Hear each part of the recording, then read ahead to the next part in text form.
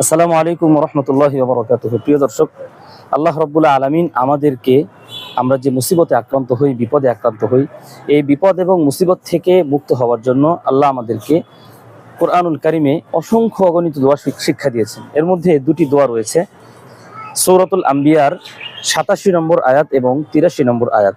এই দুটি আয়াত হচ্ছে দোয়া সূচক আয়াত। আসুন আমরা এই দোয়া দুটো শিখে নিই। বিসমিল্লাহির রহমানির রহিম। লা ইলাহা ইল্লা আনতা সুবহানাকা ইন্নী কুনতু মিনাজ জালিমিন। এই দোয়াটি হযরত ইউনূস আলাইহিস সালাতু ওয়াস সালাম যখন মাছের পেটে ছিলেন, একটা বিপদের মুহূর্তে ছিলেন, তো আল্লাহ রাব্বুল আলামিনের কাছে তিনি এই দোয়াটি পাঠ করেছিলেন। আল্লাহ রাব্বুল আলামিন বলেছেন, হে আমার নবী, আপনি এই দোয়াটি পাঠ করুন। এবং দ্বিতীয় নম্বর যে আয়াতটি, ৮৩ নম্বর আয়াতে আল্লাহ রাব্বুল আলামিন বলেছেন, রব্বি আন্নী মাসানিয়াদ দুররু ওয়া আনতা আরহামুর রাহিমিন।